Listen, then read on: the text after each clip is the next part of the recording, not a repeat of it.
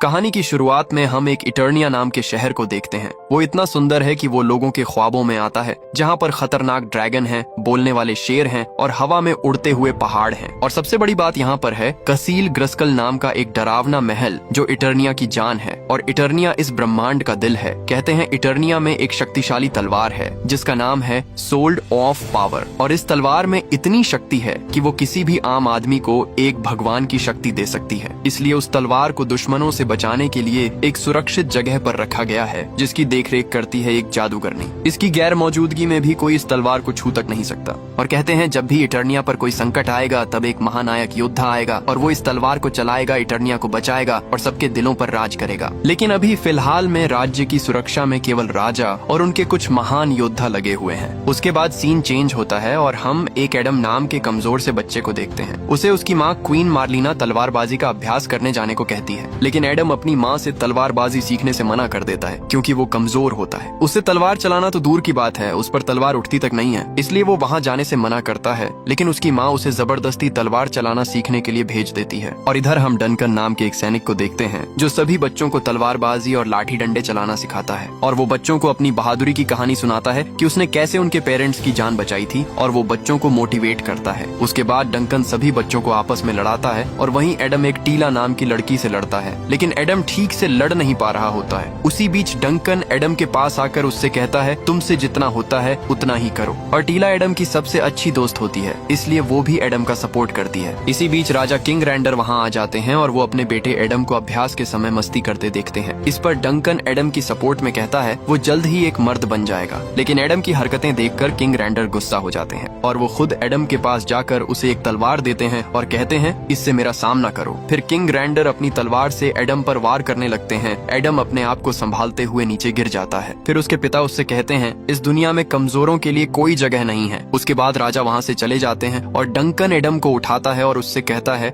तुम्हें ताकतवर दिखना है राजा, अभी पीछे मुड़कर तुम्हें देखेंगे। लेकिन राजा पीछे मुड़कर नहीं देखते। ये देखकर एडम उदास होकर वहाँ से चला जाता है। अब एडम यहाँ पर उदास होकर खड़ा होता है, तभी यहाँ पर टीला आ जाती है। एडम टीला से उसे अकेला छोड़ देने को कहता है, लेकिन टीला उससे कहती है आज तुम मुझे पहले से ज्यादा ताकतवर लगे। ये कहते समय ही टीला को सामने जादूगरनी दिखाई देती है जो चमक रही होती है और तभी उनके पीछे एक भयंकर ब्लास्ट होता है। और तब उन्हें पता चलता है कि इटर्निया पर एक स्केलेटर नाम के खतरनाक दुश्मन ने हमला कर दिया है। आसमान में बहुत सारे शिप्स उड़ रहे होते हैं जो इटर्निया पर लगातार हमला करते जा रहे होते हैं। और राजा को यह बात पता चलती है तब तक बहुत देर हो चुकी होती है। अब डंकन राजा और बच्चों को किसी सुरक्षित जगह ले जाने की कोशिश करता है। और इधर राजा की फौज दुश्मनों के सामने ज्यादा देर टिक नहीं पा रही होती क्योंकि दुश्मन बहुत ताकतवर और खतरनाक होते हैं जिनके पास अलग अलग पावर्स होती हैं। हालांकि पावर्स किंग रैंडर के मेन सैनिकों के पास भी होती हैं। वो इटर्निया को बचाने की पूरी कोशिश करते हैं। और इधर रास्ते में डंकन राजा रैंडर और बच्चों के लिए दुश्मनों से अकेला ही भिड़ जाता है और कुछ ही देर में रास्ता साफ कर देता है। लेकिन रास्ते में अब एक ट्रैप जाव नाम का खतरनाक दुश्मन आ जाता है। इसे देखकर डंकन पहले तो राजा और बच्चों को दूसरे रास्ते से जाने के लिए बोल देता है और उसके बाद अकेला ट्रैप जाव से लड़ने लगता है। और इधर टीला को अपने पिता की चिंता होती है तो वो वापस अपने पिता के पास चली जाती है। दरअसल टीला डंकन की सगी बेटी होती है। अब डंकन और दुश्मन बहुत तेज लड़ाई कर रहे होते हैं और डंकन दुश्मन पर भारी पड़ता है और डंकन दुश्मन को मारने ही वाला होता है। उसी दौरान दुश्मन अपना हथियार बदलकर डंकन को उड़ा देता है जिससे डंकन बुरी तरह घायल हो जाता है और ट्रैप जाव यहाँ पर एक बम लगाकर चला जाता है। अब टीला अपने पिता के पास आकर उन्हें उठाने की कोशिश करती है, तभी डंकन उस बम को देख लेता है और वो तुरंत उठकर बम फटने से पहले खिड़की से कूद जाता है। और दूसरी ओर राजा और उसके परिवार को दुश्मन घेर लेते हैं। और यहाँ पर सामने आता है कहानी का मेन विलन स्केलेटर। अब किंग रैंडर अपने बच्चे एडम और अपनी पत्नी से वहाँ से जाने को कहते हैं और क्वीन मार्लिना एडम को बचाने के लिए वहाँ से भाग जाती है और राजा रैंडर अकेले ही दुश्मनों से भिड़ जाते हैं। रैंडर कुछ देर तक दुश्मनों को मारते हैं लेकिन उसके बाद दुश्मन उन्हें पकड़ लेते हैं। फिर स्केलेटर अपनी शक्ति से राजा की मूर्ति का सिर काट देता है और राजा का ताज उतार कर खुद पहन लेता है। उसी वक्त उसकी जादूगरनी आ जाती है जिसका नाम है एवेलीन। अब स्केलेटर राजा रैंडर को बंदी बना लेता है और इटर्निया पर कब्जा कर लेता है। और इधर रानी और उसका बेटा एडम जादूगरनी के पास आते हैं और उससे कहते हैं स्केलेटर यहाँ तलवार लेने आ रहा है। लेकिन इस पर जादूगरनी रानी से कहती है ऐसा कभी नहीं होगा, तुम चिंता मत करो। अब जादूगरनी एडम से तलवार यहाँ लाने को कहती है। उसके बाद एडम तलवार के पास जाता है और तलवार को उठा लेता है। उसी दौरान जादूगरनी अपने जादू से एक पोर्टल खोलती है और रानी जादूगरनी से एडम को तलवार के साथ पृथ्वी पर भेज देने को कहती है। रानी एडम से को इसका ख्याल रखने का बोलती है और कहती है कभी मत भूलना कि तुम कौन हो। तभी यहाँ पर स्केलेटर आ जाता है और वो तलवार मांगता है, लेकिन रानी उसे तलवार देने से मना करती है, तो वो रानी पर हमला करके उसे दूर फेंक देता है। ये देखकर एडम को बहुत बुरा लगता है। तभी जादूगरनी एडम को कहती है, इस तलवार को कभी खोना मत, यही तुम्हें घर वापस लाएगी। और जादूगरनी एक कवच बनाते हुए एक पक्षी में बदल जाती है और एडम पोर्टल में कूद जाता है। जाते समय एडम के हाथ से तलवार छूट जाती है और एडम पृथ्वी पर एक नदी में आकर गिरता है और तलवार कहीं और जाकर गिर जाती है। और अब हम 15 साल बाद का सीन देखते हैं, जहाँ पर एडम बड़ा हो चुका है और वो एक लड़की के साथ डेट पर आया हुआ है, लेकिन वो लड़की एडम की एक अजीब कहानी सुनकर उसे रिजेक्ट करके यहाँ से चली जाती है। फिर एडम रोज की तरह उदास होकर घर वापस आ जाता है। घर पर उसके साथ उसका एक दोस्त भी रहता है और वो एडम का चेहरा देखकर समझ जाता है कि आज भी एडम ने एक नई लड़की को उसकी कहानी सुना दी, जिसकी वजह से फिर से उसे एक और लड़की रिजेक्ट करके चली गई। दरअसल ऐसा है कि एडम इस दुनिया में सेटल हो चुका है, लेकिन उसके पास एक गर्लफ्रेंड नहीं है। जब एडम किसी लड़की के साथ डेट पर जाता है, वो उसे अपनी दूसरी दुनिया की बात बताने लगता है कि वो एक राजा का बेटा है और वो यहाँ पर एक गुम हो गई तलवार को ढूंढ रहा है और वो मिलते ही वापस अपनी दुनिया में चला जाएगा। और उसे इस दुनिया में एक जादूगरनी ने एक पोर्टल के जरिए भेजा है, क्योंकि एडम एक सच्चे दिल का आदमी होता है, वो किसी से झूठ बोलकर फंसाना नहीं चाहता। लेकिन इस पर एडम का दोस्त उससे कहता है, भाई तू कम से कम किसी भी लड़की को अपनी बोरिंग कहानी मत सुनाया कर, लड़कियां तुझे पागल समझती हैं। इसके बाद एडम अपने कमरे में आता है और अपनी बनाई हुई ड्राइंग देखने लगता है। उसमें वो अपने माता पिता की ड्राइंग देखता है और उदास होकर सो जाता है। फिर सुबह होते ही एडम तैयार होकर अपने ऑफिस के लिए निकल जाता है। अब ऑफिस आते ही एडम को आलस आने लगता है और उसका काम में बिल्कुल भी मन नहीं लगता। ऑफिस के काम के बजाय वो अपनी तलवार की तलाश में ही लगा रहता है और ऑनलाइन लोगों से पूछता है कि किसी ने इस तलवार को देखा है। एडम को ऐसा करते हुए उसकी एचआर देख लेती है। अब यहाँ पर एडम बहाने बनाता है, लेकिन उसके बहाने काम नहीं आते और एचआर उसे अपने केबिन में बुलाकर काम न करने पर बहुत कुछ सुनाने लगती है। लेकिन उसी समय एडम के फोन पर एक मैसेज आता है जिसमें किसी ने उस तलवार को देखा होता है, लेकिन एचआर एडम को फोन से हाथ लगाने से मना करती है। फिर भी एडम फोन उठाकर मैसेज देखता है और तलवार के बदले कोई उससे $300 मांगता है। यह देखकर एडम अपनी एचआर की एक नहीं सुनता और तुरंत वहाँ से उठकर चला जाता है, क्योंकि एडम इस मौके को अपने हाथ से जाने नहीं दे सकता था। उसके बाद एडम एक टॉयज मॉल में आ जाता है और उस आदमी को ढूंढने लगता है जिसने उसे मैसेज किया था। अब एडम मॉल में हर किसी से उस तलवार के बारे में पूछने लगता है। लोग एडम की अजीब बातों से उसे पागल समझने लगते हैं, लेकिन सही समय पर वो आदमी एडम के पास आ जाता है जिसने उसे मैसेज किया था। फिर वो आदमी एडम को उसकी तलवार तक ले जाता है और तलवार एक टॉय के हाथ में रखी होती है। आदमी एडम से कहता है वो रही तेरी तलवार, जाकर ले ले, लेकिन एडम उससे कहता है मैं ऐसे नहीं ले सकता उसे। इस पर आदमी कहता है वो तेरी है या तेरे दादा की, मुझे तो सिर्फ पैसों से मतलब था। ये कहकर आदमी वहाँ से चला जाता है और अब एडम तलवार को टॉय के हाथ से निकालने की कोशिश करता है, लेकिन मॉल का स्टाफ उसके पास आकर कहता है हाथ लगाना मना है। लेकिन एडम उससे कहता है तुम टेंशन मत लो, ये तलवार मेरी ही है। उसके बाद एडम तलवार को निकालने की पूरी कोशिश करता है और अजीब सी हरकतें भी करता है। ये देखकर लोग उसकी वीडियो बनाने लगते हैं। अब जैसे तैसे एडम तलवार को निकाल लेता है। फिर एडम लोगों से कहता है अभी बिजली चमकेगी और मैं यहाँ से गायब हो जाऊंगा। फिर एडम तलवार को ऊपर उठाकर उसे यूज करने की कोशिश करता है, लेकिन वहाँ पर कोई बिजली नहीं चमकती। ये देखकर एडम उदास हो जाता है। उसी बीच एडम वहाँ से तलवार लेकर भाग जाता है और तलवार को अपने घर ले आता है। एडम अपने रूम में जाकर तलवार से बातें करता है और अपने डेड की पेंटिंग देखकर उदास हो जाता है और तलवार के साथ ही सो जाता है। सुबह होते ही एडम के घर पुलिस आ जाती है, क्योंकि उसने मॉल से चोरी की होती है। उसके बाद पुलिस एडम को पकड़कर थाने ले जा रही होती है। तभी रास्ते में उन्हें बहुत ज्यादा ट्रैफिक जाम मिलता है। ट्रैफिक देखकर दोनों पुलिस वाले गाड़ी से उतरकर देखते हैं तो सभी लोग अपनी अपनी गाड़ियों से निकलकर भाग रहे होते हैं और अगले ही पल हम देखते हैं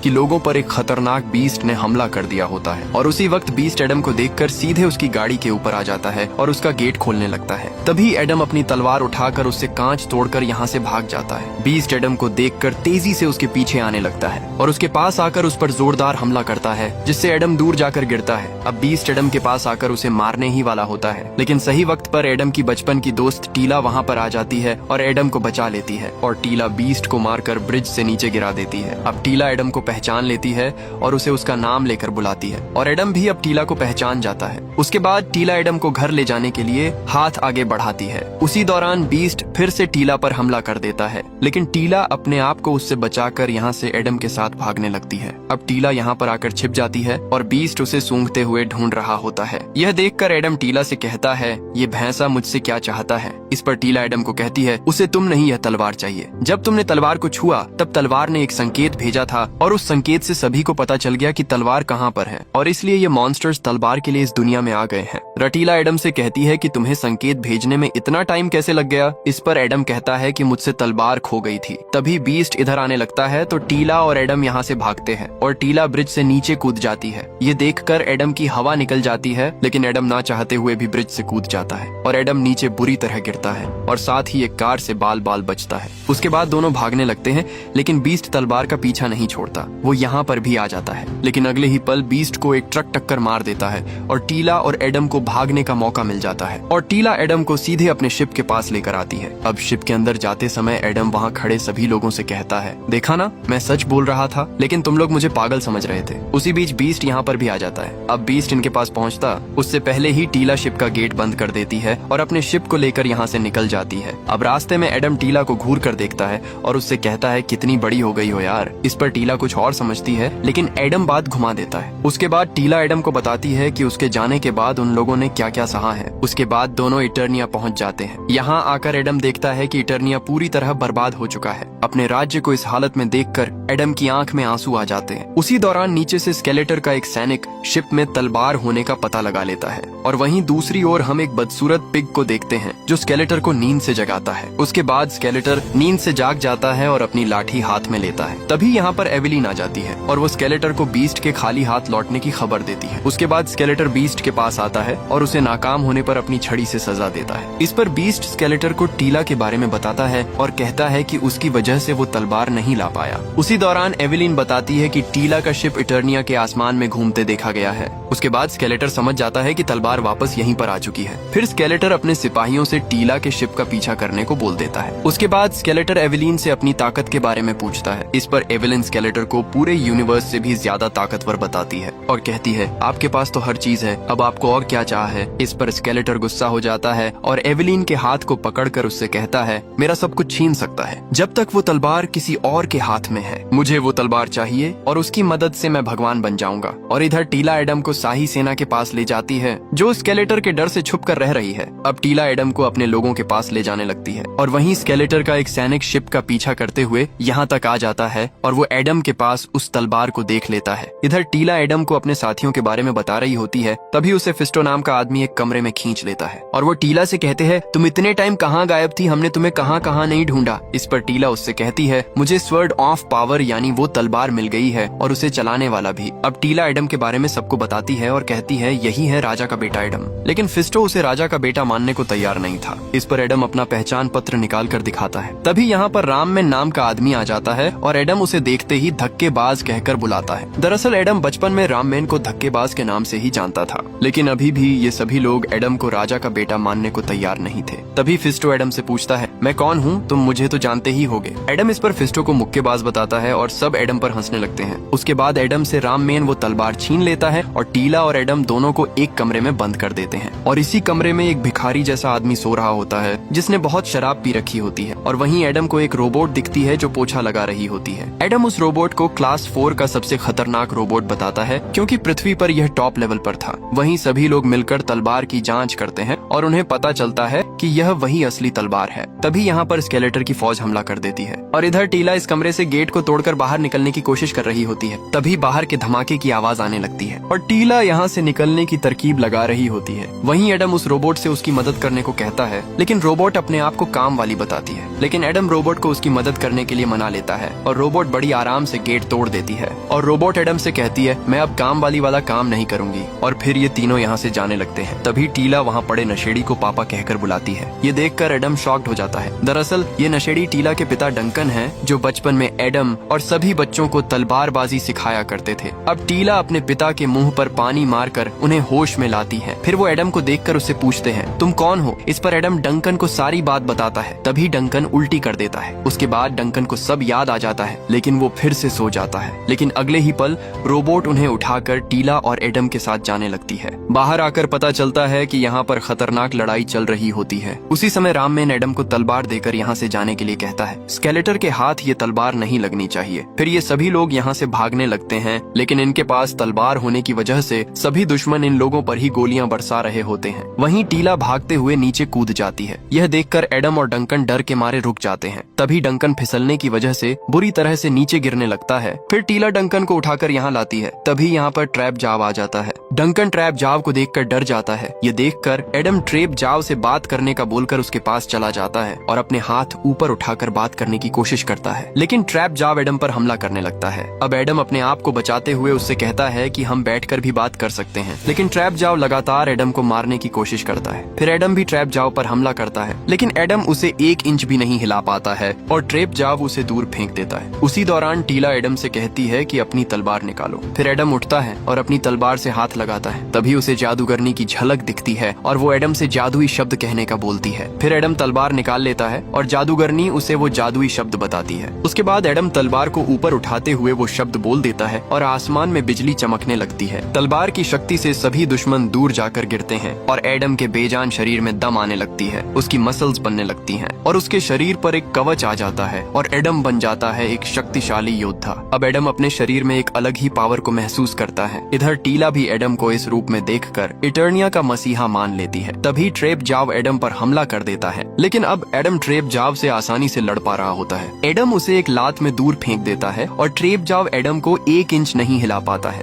उसके बाद ट्रैप जाव एडम पर लेजर गन से हमला करता है, लेकिन एडम उसके पास आकर उसे पकड़ लेता है और उसके हाथ की गन को तोड़ देता है। ये देखकर एडम सोचता है कि उसमें कुछ ज्यादा ताकत नहीं आ गई है। उसके बाद एडम सभी सैनिकों को उसी गन से मार देता है। फिर टीला एडम को लेकर अपनी शिप से स्केलेटर की नाक के नीचे से निकल जाते हैं। यह देखकर स्केलेटर अपने नाकाम हुए सैनिकों पर बहुत गुस्सा होता है और कहता है मुझे किसी भी कीमत पर वो तलवार चाहिए, और वो अपनी फौज को फिर से तलवार लाने के लिए एडम के पीछे लगा देता है। इधर टीला दुश्मनों से अपने शिप को बचाते हुए ले जा रही होती है, लेकिन दुश्मन इनका पीछा छोड़ने को तैयार नहीं है। दुश्मन अपने शिप से टीला के शिप को टक्कर मारने लगते हैं। यह देखकर टीला एडम से दुश्मनों की छुट्टी करने को कहती है। फिर एडम गुस्से में पीछे जाता है, जहाँ उसे एक हवा में चलने वाली बाइक दिखती है, लेकिन एडम को यह चलानी नहीं आती और वो बाइक को आगे की जगह पीछे चला देता है। उसके बाद एडम बाइक को आगे ले जाता है, लेकिन उससे बाइक कंट्रोल नहीं होती और वो नीचे की ओर गिरने लगती है, पर एडम जैसे तैसे उसे कंट्रोल करता है और चलाने लगता है। अब एडम दुश्मनों को काफी दूर तक दौड़ाता है। वहीं टीला एक शिप को डिस्ट्रॉय कर देती है, लेकिन उसी बीच टीला की शिप का एक इंजन ब्लास्ट हो जाता है और उसकी शिप नीचे गिरने लगती है। इधर एडम भी तेजी से नीचे गिर रहा होता है। एडम अपना दिमाग लगाकर सही समय पर अपनी बाइक को छोड़ देता है, जिससे दुश्मनों की ज्यादातर शिप्स नष्ट हो जाती हैं और एडम एक दूसरे शिप पर जाकर गिरता है। अब एडम उसमें से दुश्मन को निकालकर फेंक देता है और खुद उसे चलाने लगता है। इधर टीला की शिप नीचे टकराने ही वाली होती है। उसी बीच डंकन पीछे जाकर लेजर गन से दुश्मनों पर हमला करने की कोशिश करता है, लेकिन तभी उसके सामने एडम आ जाता है। अब डंकन एडम को वहाँ से हटने को कहता है। तभी एक दुश्मन एडम के शिप को पीछे से काटने लगता है। यह देखकर एडम टीला की शिप पर कूद जाता है। तभी एक दुश्मन एडम पर शिप से हमला करता है, लेकिन एडम उसकी शिप को आसानी से रोक देता है और उसे घुमाकर फेंक देता है। उसी बीच टीला की शिप नीचे गिर जाती है। दूसरी तरफ स्केलेटर ने टीला के बचे हुए सभी साथियों को बंदी बना लिया होता है और स्केलेटर सभी को जान से मारने की धमकी देता है, क्योंकि उन सभी ने स्केलेटर को तलवार हासिल करने में रोक लगाई होती है। उसके बाद स्केलेटर इनके एक साथी जिसका नाम घास मैन होता है, उसे अपने पास लाकर उससे अपनी जान की भीख मांगने को कहता है, लेकिन वो ऐसा नहीं करता तो स्केलेटर उसे जान से मार देता है। अब सभी लोग अपने एक साथी को अपनी आंखों के सामने मरते देख बहुत ज्यादा डर जाते हैं और बेबस हो जाते हैं। उसके बाद स्केलेटर एक औरत को पकड़कर एडम के बारे में पूछता है कि वो कौन था जो तुम्हारे लिए लड़ा था। इस पर फिस्टो स्केलेटर को बताने के लिए राजी हो जाता है, क्योंकि वो अब अपने साथियों को मरते नहीं देख सकता था। फिस्टो बताता है कि वो किंग रैंडर का बेटा एडम है, जिसे बचपन में तलवार के साथ पृथ्वी पर भेज दिया गया था और अब वो वापस आ गया है। उसके बाद स्केलेटर इन सभी को बंदी बनाने का कहकर चला जाता है। इधर टीला अपने पिता को यहीं पर छोड़कर एडम को ढूंढने चली जाती है। वहीं डंकन को एक बॉक्स मिलता है जिसमें उसका पुराना सूट रखा होता है। इधर एडम को तलवार पर एक पक्षी बैठा दिखता है और वो एडम से कहता है तुम्हें फिर से इटर्निया में अमन और शांति लानी होगी।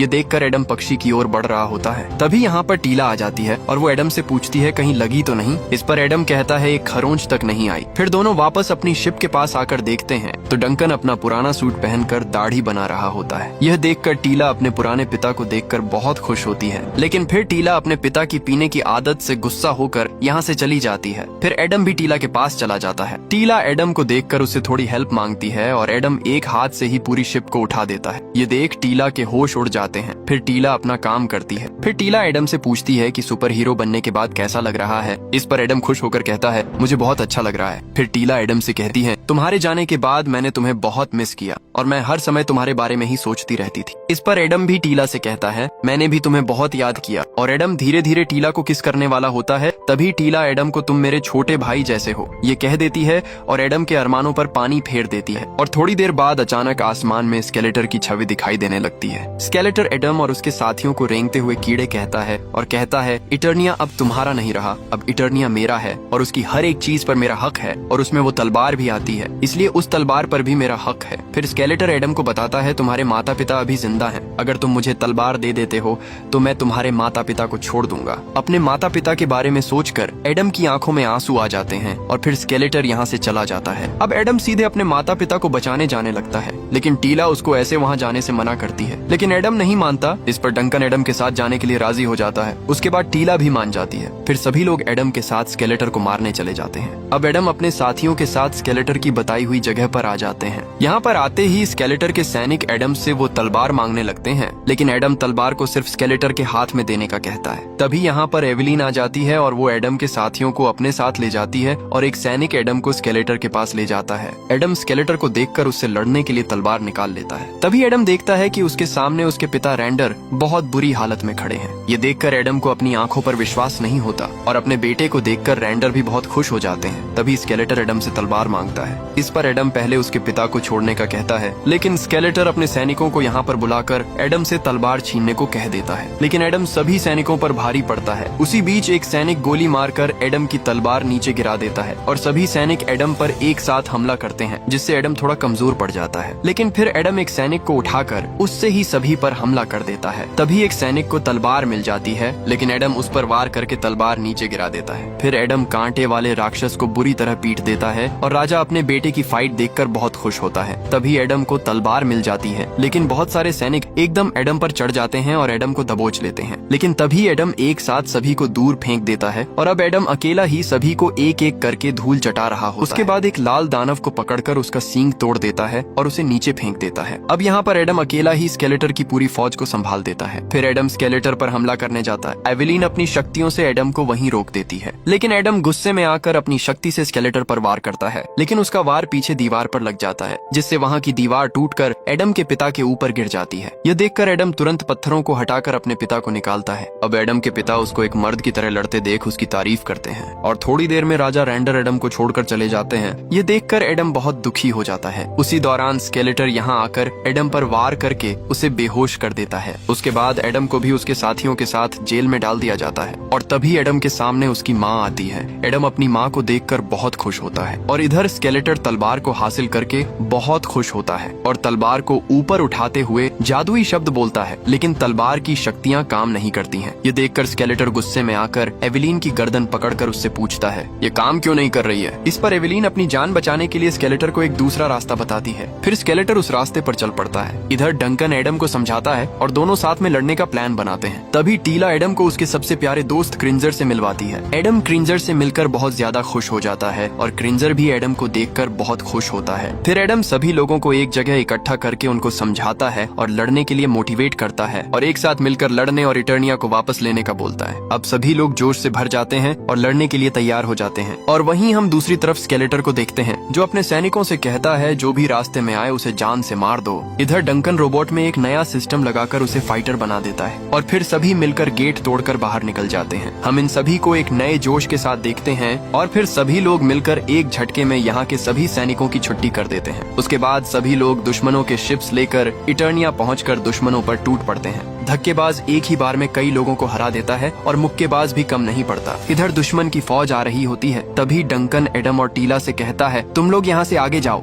मैं उन्हें संभाल लूंगा। उसके बाद टीला अपने पिता से आखिरी बार गले मिलती है। तभी एडम भी उन दोनों से चिपट जाता है। फिर एडम और टीला क्रिंजर के साथ आगे बढ़ते हैं, लेकिन क्रिंजर अभी भी फट्टू होता है। वो वहाँ जाने से मना करने लगता है, लेकिन एडम के लिए उसे उसके साथ जाना पड़ता है। इधर धक्केबाज और मुक्केबाज मिलकर पूरी फौज की बैंड बजा रहे होते हैं और इधर स्केलेटर यहाँ पर आकर तलवार की शक्तियाँ हासिल करने की जुगाड़ में होता है। तभी एडम और टीला क्रिंजर पर बैठकर यहाँ पर आ जाते हैं। स्केलेटर के सैनिक एडम को देखते ही भागने लगते हैं। उसके बाद एडम सीधे स्केलेटर के पास एंट्री मारता है और सीधे जाकर तलवार उठा लेता है और स्केलेटर देखता रह जाता है। टीला सीधे जादूगरनी पर टूट पड़ती है और वहीं क्रिंजर बीस्ट से भिड़ जाता है और इधर डंकन पर बहुत सारी फौज टूट पड़ती है, लेकिन डंकन यहाँ पर घबराता नहीं है और अपने दिमाग का यूज करके एक मूर्ति पर मिसाइल मारकर गिरा देता है, जिससे वहाँ का पुल टूट जाता है। ये देखकर दोनों बहुत खुश खुश होते हैं। लेकिन तभी यहाँ पर ट्रैप जाव आ जाता है और वो सीधे रोबोट पर हमला करके उसे खत्म कर देता है। ये देखकर डंकन को बहुत ज्यादा गुस्सा आ जाता है और वो अपना हथियार निकालकर ट्रैप जाव पर टूट पड़ता है और ट्रैप जाव के मुंह में एक बम ठूंसकर नीचे कूद जाता है और ट्रैप जाव फट जाता है और डंकन वहीं रोबोट को मरता देख दुखी हो जाता है। इधर स्केलेटर एडम को मारने की पूरी कोशिश कर रहा होता है, लेकिन एडम अपनी तलवार की मदद से उसका वार झेल जाता है और अगले ही पल तलवार टूट जाती है। एडम दूर जाकर गिरता है। ये देखकर स्केलेटर उसे खिलौने वाली तलवार बताता है। फिर स्केलेटर एडम के सिर को पकड़ लेता है, जिससे एडम को बहुत दर्द होता है और एडम अचानक अपनी जिम में पहुंच जाता है, जहां पर स्केलेटर जिम करते करते एडम को नीचा दिखाता है। फिर एडम अपनी डेट पर पहुंच जाता है, जहां लड़की एडम से उसकी दुनिया कैसी थी पूछती है। तभी स्केलेटर यहां आकर एडम को खींच कर ले जाने लगता है। फिर वो अपने ऑफिस में पहुंच जाता है और यहाँ पर भी स्केलेटर आकर एडम से कहता है, इटर्निया तेरा घर नहीं, वो सिर्फ तेरा ख्वाब है।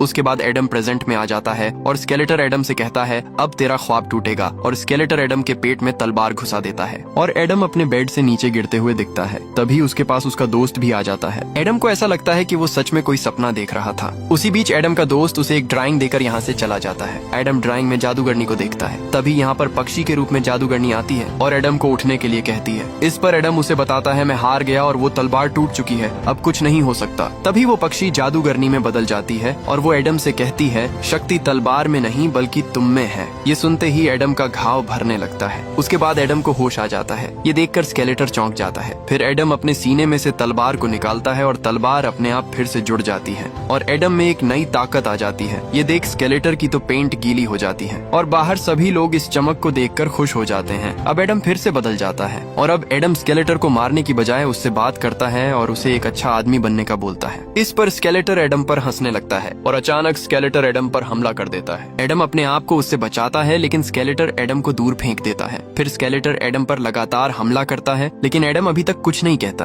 उसके बाद एडम को गुस्सा आ जाता है और उसकी आंखों का रंग बदल जाता है। फिर एडम स्केलेटर को मारना स्टार्ट करता है। एडम स्केलेटर को ऐसा मारता है कि उसका जबड़ा तोड़ देता है। अब स्केलेटर को पिटता हुआ देख उसकी जादूगरनी यहाँ से छुपके से खिसक लेती है और इधर अब स्केलेटर एडम से बैठकर बात करने का बोलता है, लेकिन एडम उसकी छड़ी को पकड़कर उसे तोड़ देता है और छड़ी टूटते ही एक बहुत पावर वाला सर्कल निकलता है और यहाँ पर एडम स्केलेटर को हमेशा के लिए खत्म कर देता है। उसके बाद टीला एडम को उसकी तलवार देती है। तभी यहाँ पर डंकन भी आ जाता है। उसके बाद हम इटर्निया का 6 महीने बाद का सीन देखते हैं, जिसमें इटर्निया फिर से एक खुशहाल राज्य में बदल जाता है। उसके बाद हम एडम की पूरी टीम को हंसते हुए देखते हैं। अब एडम के सभी साथी जंग जीतने के बाद बहुत खुश होते हैं और इसी सीन के साथ ये कहानी खत्म हो जाती है। अगर आपको ये वीडियो अच्छी लगी हो तो प्लीज वीडियो को एक लाइक करें और चैनल को सब्सक्राइब जरूर करें।